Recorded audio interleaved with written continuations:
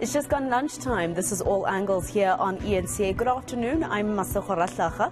It is that time of the day when we give you an update on how far some of the stories we've been following for you today have advanced. Here's your lunchtime update. All right, our reporters are out and about bringing you the latest on today's top stories. I am joined by Bafedile Moerani in Sandton, Heidi Jokos is in Bromfontein, and Sipamandla Koke is in Gwanongoma in KwaZulu-Natal. Now, Bafedile, let me start with you. Police, of course, have taken to the streets of Sandton, clamping down on crime in the area. How are things looking thus far, and why this specific area? Well, the situation at this point in time, it is calm. We saw that earlier on, it was a hive of activities when the police manned a roadblock earlier on, men and women in blue having to come down in Sandton streets since the early hours of the morning. But the police commissioner in Gauteng, Elias Mawala, is saying that crime is very rife in Sandton. We know that Sandton is a business hub, and he's saying that a number of shops are being targeted. That's one of the reasons why they took their operation earlier today in Sandton. He has also highlighted that over 40 people, more than 40 people, or 50 at this point, have also been arrested, and some of the cars were also taken by the police. So the situation, as I indicate, is very calm, and it's actually coming, this operation happening at the time when there's a concern of issues of long power cards. Residents here in Joburg having to raise concerns to say that the security is really compromised at this stage, and they are calling for police visibility. I asked the commissioner as to whether are they aware of the situation, how are the statistics, what are they pointing to, are they really pointing to issues of load shedding, and he's refuting that and having to say that they have always been on the ground monitoring the situation, and load shedding at this point cannot be blamed as part of the increasing stats when it comes to crime. So he is saying that they are very much ready as the South African Police Service here in Gauteng to ensure safety and ensure that it's also not compromised, in particular when it comes to houses and also in traffic congestions that are often encountered because of load shedding, in particular during hectic hours of the morning and also in the afternoon when people are now going back to their homes from work. So let's listen to exactly what he said to us earlier on the Masego, having to tell us that he's very much confident that they are always on the ground, they have more boots on the ground, and they are also working together with private securities to ensure safety, in particular for the residents of Johannesburg. We also have some challenges here, especially the white-collar crime. We have a high rate of robbery aggravating, obviously because of it's an economic hub. The business robberies, whereby they target some of the shops here in the malls and so forth. House robberies in those high halls, they do experience crime. Make no mistake about it. So theft out of motor vehicles, it's happening a lot. The carjackings is also happening a lot here. And people, they don't know that in Sandton we also have two informal settlements. The Ginger Park and Hove. It's one of the informal settlements whereby you find there's no services there, you know, and gender-based violence in that particular area is very high. Assault GPH is also very high. So you must forever time and again come and assert the authority of the state here in Sandton. All right, Heidi, let me come to you now. The city of Joburg is falling apart building by building. Infrastructure isn't being maintained. Roads are filled with potholes big enough to take a bath in, right? What exactly is the city's plan to resolve this, even though this looks very reactionary? Yes, so according to the MMC for Roads and Transport, Kenny Kunene Masego, he's indicated that they are doing all that they can, but with some limitations and constraints, that being budget limitations. The MMC has basically indicated that they are doing work, but it is not sufficient. They, of course, have highlighted specific areas in and around the city that are clearly problematic. You and I both know, and many others in the city of Johannesburg, that our roads are not in the best condition, but the MMC has indicated that they are trying their very best to tackle all these areas.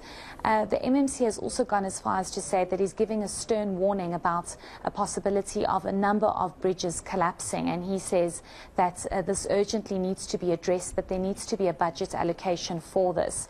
My colleague and I, Linge, were out and about this morning. We went to a primary school where we were alerted by the SGB there that they have huge issues in terms of the road where there's pickups and drop-offs. We highlighted that area. We've also highlighted a very busy road in Cosmo City, where that road was very problematic, but the tar has since been lifted, and it seems as though there is some work that is being done. As you rightfully mentioned, Masego, this all looks very reactionary in terms of citizens really saying, but what is actually being done to sort this issue out, because it's not a new problem. We've had potholes for many years. The traffic lights being out is also a major issue because of load shedding. But the MMC claims that in the past 6 months he's sorted out more roads than in the last 4 years from previous administrations. So let's listen to what the MMC had to say in terms of the work that they are doing and the acknowledgement that it is not sufficient, but they are trying their best given the limitations. I'm getting a different feedback from councillors, even in the opposition, of the work that we are doing as JRA. Is it sufficient? No, it's not sufficient. We found a serious backlog of road infrastructure. But through Operation Restore and the efforts of JRA, we have instilled a different type of work ethic. Before I came in, people were coming to work at 8 in the depots, knocking off at 11. People were dumping asphalt in the field. Today, people are coming to work at 8, leaving at 4 o'clock, 5 o'clock. So we have done more roads than the past 4 years in 6 months. It's not sufficient. The people are correct. It's not sufficient. And I want to do more. I want to do more. Sipa, on your side there, Nongoma, councillors and political parties are meeting with Police Minister General Pegicele to look at ways to curb political killings. He, spoke of the statistics in terms of how it looks, especially in KZN, in terms of political killings. What kind of solutions are coming out of this meeting?